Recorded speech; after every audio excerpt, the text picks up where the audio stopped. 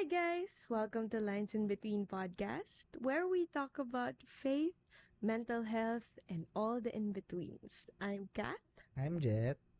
and today we're gonna have a conversation on pursuing a dream. So I chose to talk about this topic because the podcast is all about pursuing a dream. Actually, hindi ko naman talaga dream mag-podcast.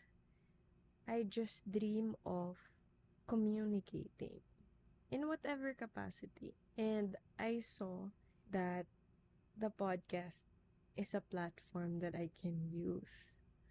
Na-realize ko na bakit hindi kaya natin pag-usapan yung on pursuing a dream.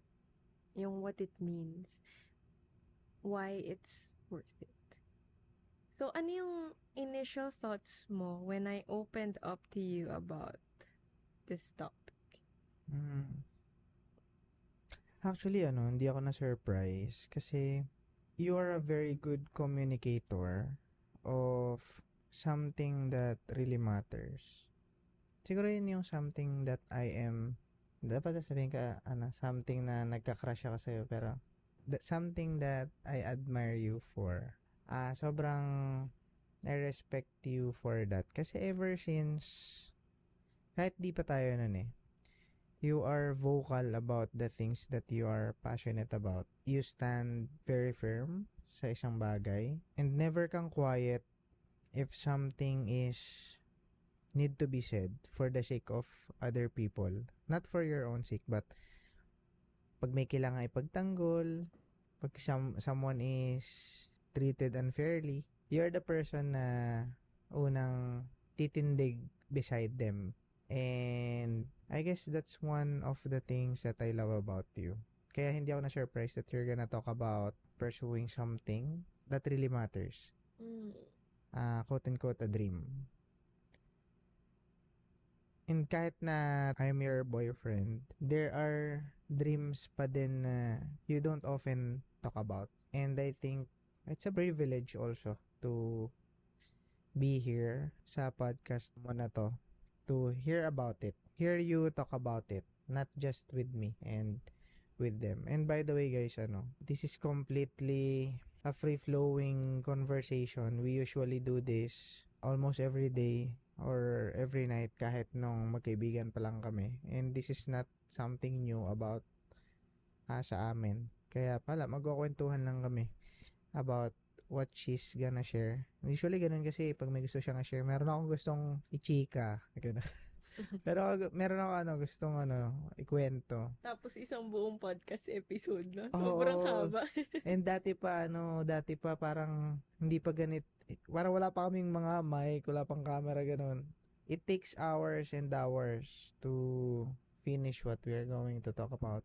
So, ayun, I'm with you listening to her right now. I think mas marami lang kami ngayon siguro na makakarinig ng what you want to talk about with me. And thank you for sharing what you want to talk about with us. Thank you, love.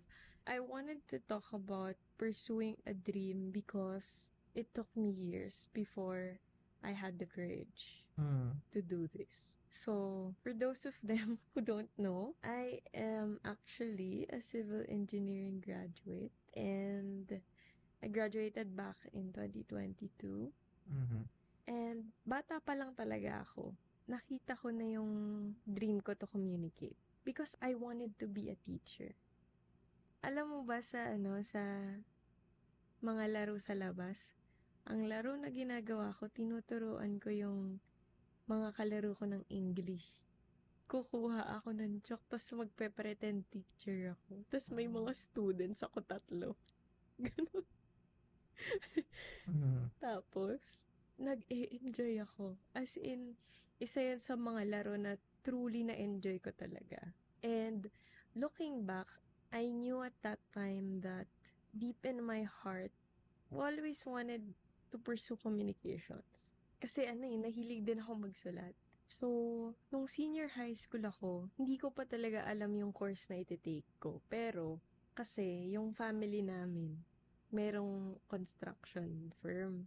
So, isa din yun sa mga kinalakihan ko talaga. Isa rin sa mga naitanim sa akin, yung pagiging engineer. And eventually, yun yung pinursu ko nung college. Because I wanted to honor my parents.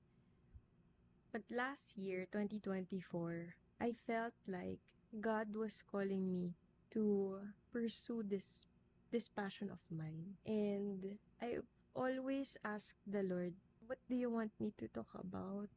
Wala namang makikinig sa akin. Wala rin akong platform. Wala rin akong, no one will support me. But then, 2024 ko rin na-realize na it's worth pursuing. Naalala ko meron tayong conversation ng sa sasakyan. Hindi ko alam if tanda mo. Sinabi mo sa akin na you owe it to yourself to try. Tapos hindi ko na makalimutan yun kasi iniisip ko na wala namang masama kung susubukan ko. Wala namang masama kung mag-fail ako. Nakakatakot, nakaka-discourage, pero recently nare-realize ko na I owe it to my younger self to try to pursue that dream. Kasi parang pakiramdam ko nung nag-engineering ako nung college, namatay yung dream ko. Or at least nalibing ko siya. Ganon. Kasi ang nasa isip ko na, ito na yung career ko. Maging engineer ako. And there's no way out of this. Before ako mag 1 year sa work ko, gusto ko na mag-resign. Naalala mo ba yun? Ang naiisip ko noon, ito talaga yung gusto kong gawin. Gusto ko talagang mag-communicate, gusto kong ma-invite sa mga talks, ganyan. Wala pa namang nakakakilala talaga sa akin eh. Actually, pagkatapos ng graduation ba yun? Ang story niya, sakyan siya pa uwi. Nakita ko, kakagraduate niya na, tapos yung story niya, gahanap na naman siya ng pag-aaralan niya. Pero ang nakakatawa doon, hindi engineering related yung gusto niyang masters. Tapos nag-worry siya, sabi niya. Kaso hindi siya engineering, sa MA siya, hindi siya, MS. So, sabi ko, ano kaya naisipan niya? Parang, pala kami, magkaibigan pala kami nun eh. Sabi ko, ano kaya naisipan niya no? Kakagraduate niya lang ng engineering, tapos parang gusto niya mag-aral ng something na imbis na pag ganun. Nakakatawa yan kasi naaalala ko yun. Nasa sasakyan ako.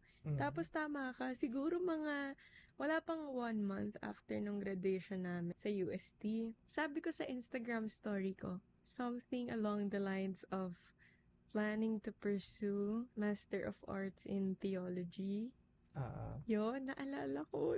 Natatawa ako kasi gusto kong gawin yun dahil alam ko na that time na magwa-podcast ako. Wala pa akong mic, wala akong camera, wala akong kahit anong equipment. Pero alam ko magpo-podcast ako one day. Tas gusto ko nun maging Christian podcast yung podcast ko. Kaya sabi ko, paano ako magiging reliable? Wala naman akong degree sa theology. Hindi naman yun yung undergrad ko. So sabi ko, sige, ma-masters ko na lang. Yun yung mag-umpisa nun. Nakita ko lang that time, serious ka, i-pursue yung gusto mo. Pero at the same time, tinapos mo yung, nandun ka na eh. Sa line na yun eh. Ayun nga, may company naman kasi kayo ng construction. So, being practical and realistic, hindi na rin naman sayang yung pursuing din yung engineering. Kasi magagamit mo siya. Pero ang nakita ko sa'yo that time, seryoso talaga siya. Nakita ko sa'yo that time, after mo mag-graduate, gusto mong hindi ko nakitang namatay yung dream na yun sa'yo eh. Hindi ko nakita kasi after mo makagraduate, lumabas pa rin yung what you really want to pursue. And nakita ko na dun ka passionate about, excited about, and dun ka masaya. Yun something na hindi mo dinedread. Na okay lang, aralin ko to as masters, ganyan. Okay lang dumaan ulit ako sa pagiging estudyante. Matutunan ko lang yun. Parang ganun. Yun yung nakita ko sa'yo at that time. That's why I admire din yung part na yun sa'yo kasi I myself din is doing something na wala lang akong choice but andun na ako eh. Kailangan ko nang tapusin. Napunta naman ako doon sa choice na yun kasi wala rin akong choice. Yun yung available and most practical path para makatapos ako ng pag-aaral at that time. So, yung pangarap ko naman maging piloto, and dahil nga hindi naman ako galing sa napakarangyang pamilya, hindi namin kaya ma-pursue yung dream na yon. So, parang two different case lang. Parang ako naman, hindi ko na-pursue yung dream dahil hindi capable ma-pursue. Hindi siya namatay yung dream na yon. Minsan nananaginip ako na piloto ako. Oh my gosh! As in, hindi ko alam to. Feeling ko lang napapalipad ko yung aeroplano, may pinipindot-pindot lang ako ganun. Wow! Ganyan. Tapos, well, sa panaginip naman nangyayari lahat eh. Pero na ganun-ganun, maraming turbulence.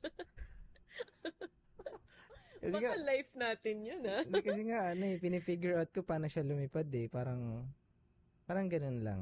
So, alam ko hindi namatay yung dream na yun. But, there are cases din na wala ka lang talagang choice but to do what's in front of you. Sometimes yun lang yung only choice eh. Yeah. That's and ganun din. So, resonating with what you are saying kanina na ganoon. Yeah, that's true. So, going back to what I was sharing kanina, gusto ko na talaga mag-resign. As in, sinabi ko na hindi ko na kaya, napapagod na ako. Wala pa ako 1 taon nun. Ang nangyari kasi that time, tingin ko because I really consider it as work, na trabaho na kailangan ko mag-exert ng grabing effort, tapos wala yung fulfillment. Napagod ako. Napagod talaga ako. And at that time, out of town pa yung trabaho namin. So, it was really, really hard. Because malayo siya sa city, I can't go to coffee shops. Wala akong ibang magawa. Work, bahay, work, bahay. For 4 to 5 days. Tapos parang bundok pa yata Bundok tinitira niya that time. Oo, 1 hour away kami from the actual city. Nawawalan kami lagi ng kuryente. Nawawalan kami ng internet. As in, alam mo yung mga time na yun, iniisip ko na, ayoko nito. Ganon. But not just because of the inconveniences of the electricity, internet. It was also because I had this burning passion on the inside of me. And nung college ako, nag-decide ako na okay, ipuput off ko muna yung fire. Kasi kailangan ko itong tapusin. 4th year college na ako, Bob. Sabi ko sa isang mentor ko that time, ayoko nang tapusin tong engineering. Hindi ko na kaya. Sasabihin ko na lang sa parents ko na mag-aaral ako ulit. A lot of people will say, I'm privileged enough to say that, and I acknowledge the privileges. At that time, sobrang na-burnout ako. And hindi ko mahinaan yung fire on the inside of me. Talagang burning siya eh. It's like knowing what you want to do and not getting to do it because of what's in front of you. I think that was the most difficult and hurtful part. Sabi sa akin ng mentor na yon, kasi 1 sem na lang eh. Sabi niya, tapusin mo muna yung course mo because eventually, God will lead you to where He wants you to go. Hindi ko makakalimutan yon. Kasi nagkataon na ang course niya, communications. Kinuwento niya sa akin na yung first job niya, hindi yun yung dream job niya.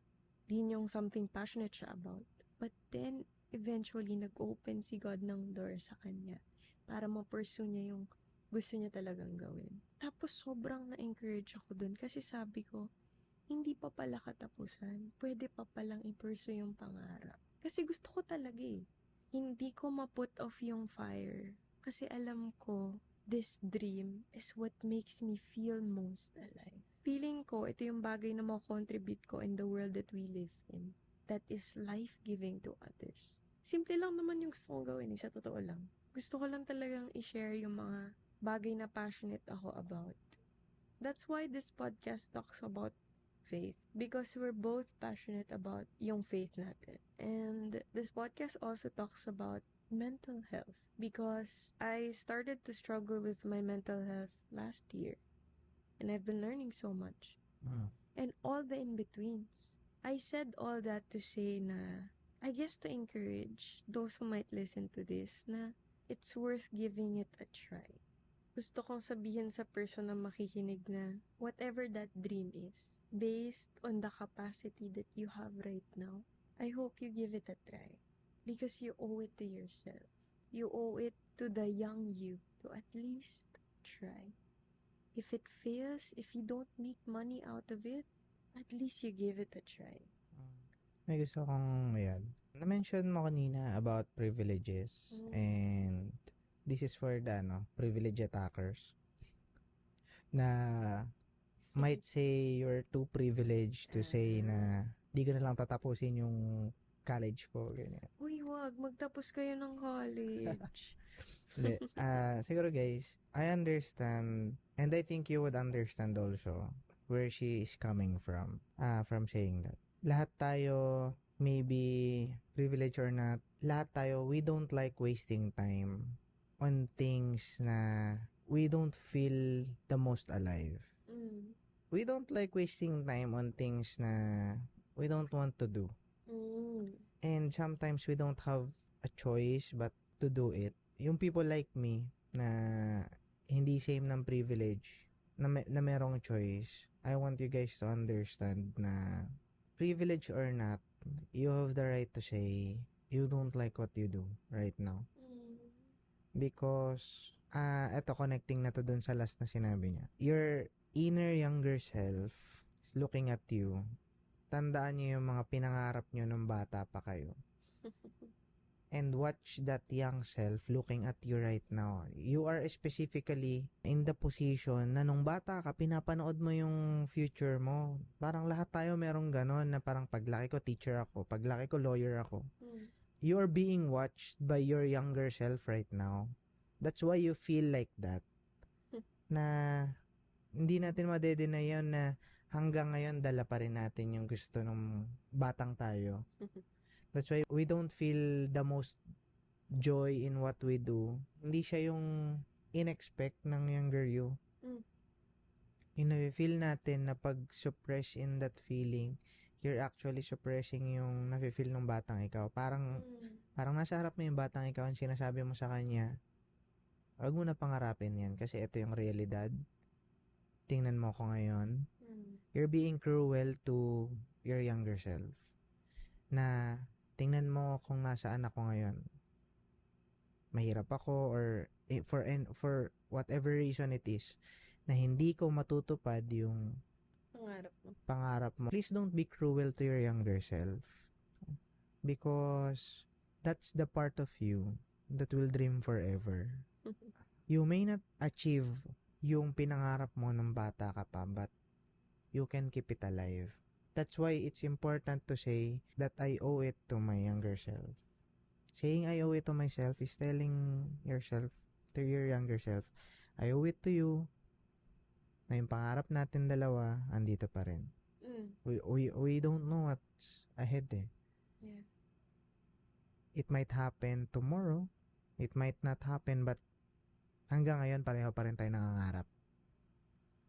That's true. And please tell your younger self, you're still trying.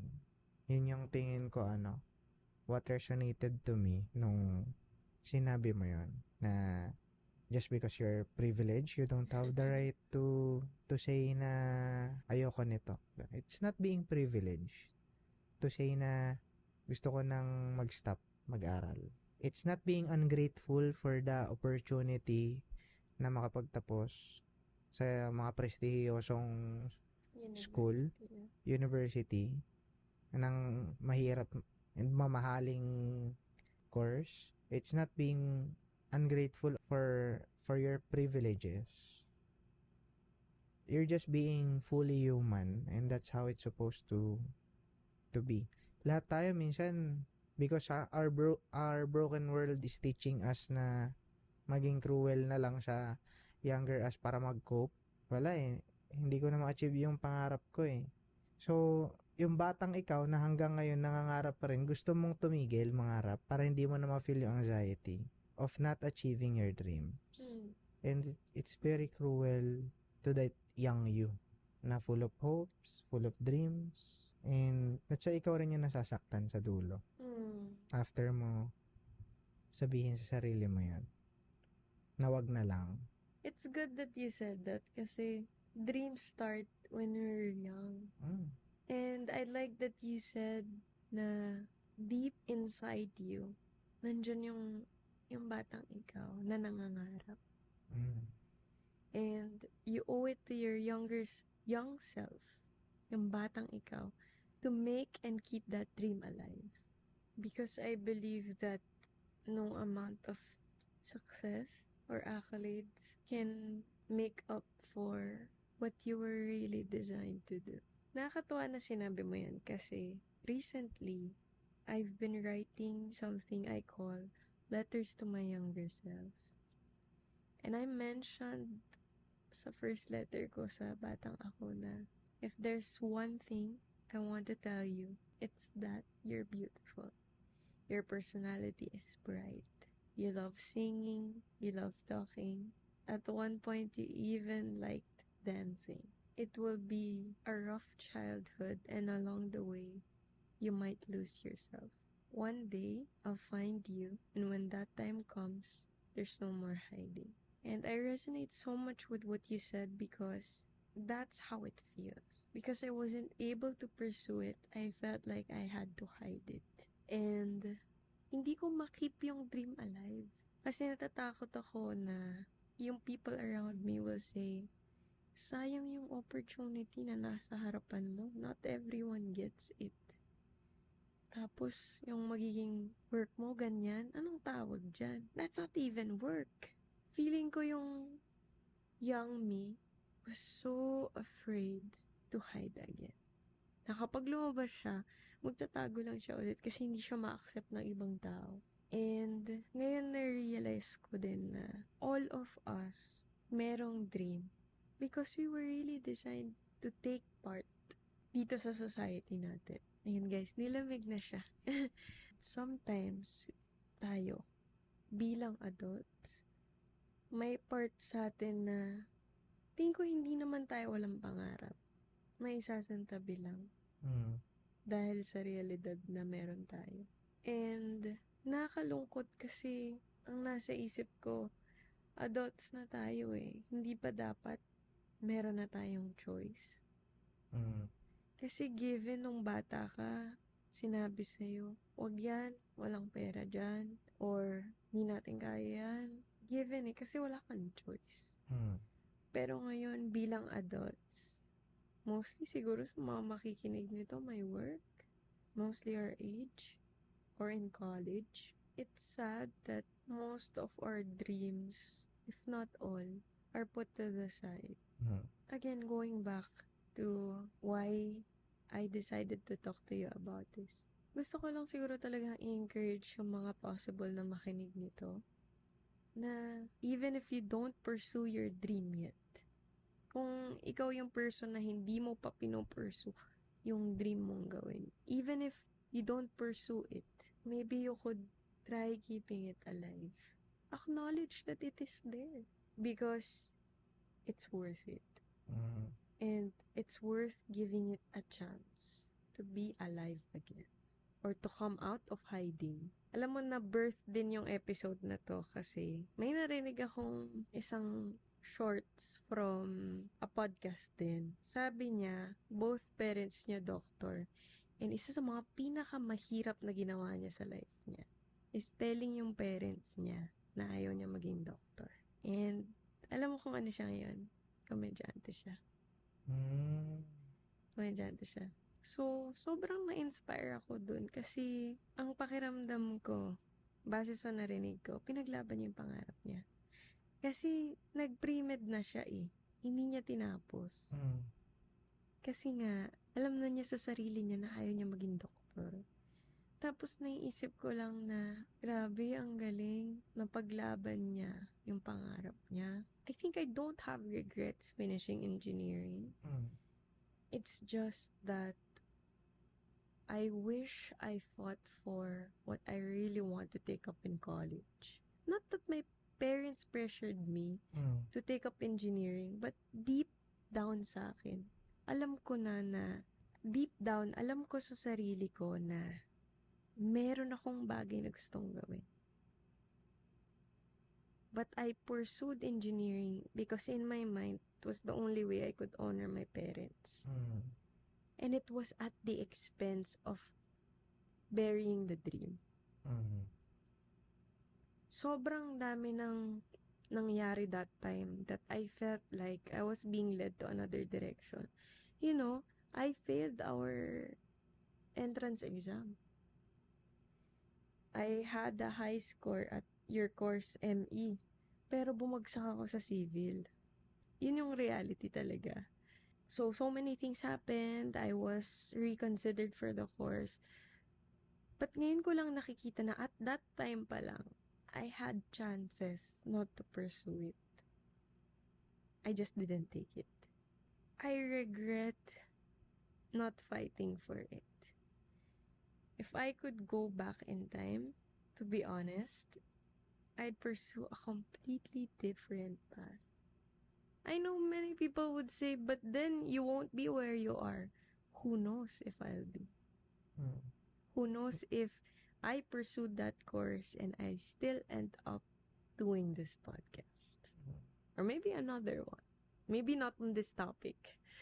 Naalala akong verse na tingin ko doon papasok yung everything will work out for you because you love God eh. So parang kahit na tinik mo engineering, you end up being where you are. Still worked out. Because He's the one calling you to do what you do, what we do right now eh. Kung ano man yun lang yung nakikita ko doon. And people that believe that God is sovereign in our lives, I think would understand that. Na we may have bad decisions before. I'm not saying taking up engineering is a bad decision. But I'm talking about the worst. Even the worst decisions na mga nagawa natin, He can use it and make it work for your own good because He loves you. And you're gonna end up where He wants you to be kahit ano mangyari. Yun yung tingin kong what's happening the hindsight. I know that all things work together for good to those who love God, those who are called according to His purpose. And at the same time, I am so sad that I wasn't able to pursue communications or creative writing, even theology. Mga closed doors na. I know that God can redeem all of what is lost. God can bring life even to the dreams na we buried. And at the same time, I grieve it. I grieve not being able to enjoy learning in college because the technical and logical side of engineering was so difficult for me. Feeling ko nun, pati yung mga professor napapatingin na sa akin na bakit ka ba kasi nag-engineering ining? And ang hirap din kasi nakikita ko yung mga kalasi kong sobrang nag-i-enjoy. Tapos sabi ko, ganito pala dapat. Bakit parang hindi ako ganyan? I guess the point I'm trying to make as we end this podcast because I'm so hungry is I have no regrets finishing engineering. Okay. I have regrets not fighting for my dream. Yeah. I think that the profession itself, it's really, for me, it's noble. Ang hirap niya eh. Like any other profession that contributes to society, that gives life, mahirap siyang gawin. And at the same time, many people find fulfillment from it when they see their work done. That's why I don't regret finishing engineering. I don't even regret taking the boards and failing. Because I know I gave it a try. I regret not fighting to take up the course I wanted to take. Hindi ko siya napaglaban sa sarili ko eh. Alam ko sa sarili ko na ang gusto kong pasukan na college, ang tawag sa amin sa UST, Faculty of Arts and Letters. Doon kasi pasok yung creative writing, yung literature, iba-iba yung gusto ko dati. Na ano pa yung AB literature na yan. Tapos, meron pang AB din yata yung creative writing. Ayun yung mga gusto ko dati. And yun yung regret ko. Hindi ko yun napaglaban. Kaya, sa podcast na to, gusto ko lang talagang sabihin na if meron silang dream and meron na silang means to do it bilang isang adult, hindi na tayo yung batang tayo.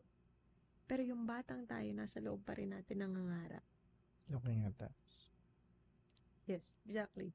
So as that young you looks at you, hindi mo naman sasabihin sa batang ikaw, tumigil ka nga mangarap. Tumigil ka. Walang pera dyan. Imagine yourself, nakikita mo yung batang ikaw, would you tell your younger self, tumigil ka nga mangarap, anong podcast? Hindi mo naman sasabihin sa batang ikaw na, hindi yan propesyon. Doon ka sa mga may pera. Hindi mo naman yung sasabihin sa batang ikaw eh. Kasi ikaw mismo ayaw mo marinig yun. Ikaw mismo, ngayon na naglo-look back ka, May tendency to agree to that. Because it hurts to hear eh. That's why yung mga people na nagsabi nun, for example, nagsabi sa'yo noon, now that you're an adult, kind of understand their positions and you're leaving the young you behind. Parang you're leaving that side and you have the tendency to agree na lang so that hindi na masakit na gusto mo ipaliwanag sa batang ikaw, tingnan mo, tama sila. Dapat nakinig na tayo noon pa lang. Parang ganon. yes, in some cases. But I think mostly, hindi mo naman sasabihin sa batang ikaw na tigil-tigilan mo nga yung gusto mo maging piloto, mahal-mahal niyan eh. If anything, you'd even tell yourself, that is a beautiful dream. Diba? As long as it's life-giving, as long as it's not to harm others, ang sasabihin mo sa batang ikaw, that is a wonderful dream. Nasabi ko yun before. As in, gigib akong tubig na ganun. Paano ako magpipiloto? Parang that time ganun yung thinking ko.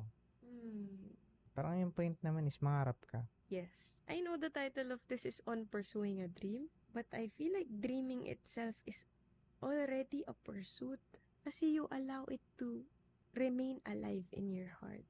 And who knows na one day magkaroon ka ng chance to fulfill that dream. You may not have fulfilled it the ideal age that you want to fulfill it, but maybe one day. Maybe not. Maybe in another way. Still, it's worth keeping the dream alive. To the people that are listening, what's your advice to them? That is hard because it wasn't easy for me to go back to my dream and kind of revive it. It was difficult. So, if I could give an advice to those who will listen to this, I think I'd tell you to find out what's something you do that makes you feel alive. Find that thing that you are passionate about, the cry of your heart somehow. What's something that comes naturally to you?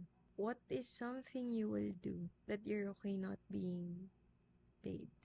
I can do it for free. Of course, we won't do it for free. Sobrang mahal ang bilihin. But look for that thing or profession that would make you say, I feel so alive. I am tired, but I can do this every day of my life. There are days I will get tired, but I will rise again because I love this. I love what I'm doing. To just find that. My advice to those who are listening to this is to find that. Find that for you. And I hope along the way, you see that it has been there all along with you. Hindi ka iniwan ng pangarap mo. And lastly, I hope that this time, hindi mo na marinig yung walang pera dyan. Huwag mo na i-pursue. I hope marinig mo na that's a beautiful dream. And I hope it remains alive with you as long as you live. That's it. How about you? What advice would you give to someone who forgot about their dream? Or to someone who's thinking about his or her dream now? Okay. Siguro, I'm gonna go back dun sa part na you may be in a position ngayon that you are doing your in a position na you are where you want to be. Just want to say na it's good for you and don't let anything extinguish yung pangarap mo. And I just want to say naman din also to the people that hindi umayon yung buhay sa kanila. To people like me na ganun. You are not where you want to be. I wanna say to you na like her. It's not because of the privileges, but please continue what you're doing. There's a reason why you are there. And who knows, it might be the step needed para ma-achieve mo yung dream mo. I'm saying that because nasabi ko kanina I wanted to be a pilot. That's because I want to see other places. I want to go to other countries. That's my dream. And see those beautiful places. And I thought being a pilot is the highest chance I can achieve it. Na I can see it for free and paid. But I know there's another way to achieve it. Maybe you're thinking that you want to be a teacher, you want to be a lawyer, you want to be a doctor. I'm telling you that's not your dream. Your dream is the purpose of what you want to do. That's very true. You want to be a teacher because it's not because you want to be a teacher. It's because they want to impact the lives of other people. Yes. And you may not be a teacher right now. There are other ways to pursue your dream. And maybe just like me, I'm still pursuing my dreams. Just taking another route. Wow. Kasi wala lang akong access dun sa gusto kong door na buksan. But don't let those closed doors make you think that there's no way to achieve your dreams. Kasi minsan kala lang natin, pangarap natin yung profession. But the younger us, tanungin nyo sila, yung batang kayo. And they will tell you bakit mo gusto maging piloto, bakit gusto mo maging engineer. Wow. And yung answer nun nasa batang ikaw. Kasi tandaan nyo, yung unang nangarap, yung batang ikaw. And minsan nakakalimutan natin bakit nga ba natin pangarap yung mga pangarap natin. And siguro yun lang yung something I want to tell them. Thank you so much for watching or listening. If you enjoyed, check out the episodes before this one. We mostly talked about our faith and mental health. See you on the next podcast episode. Bye. Uy.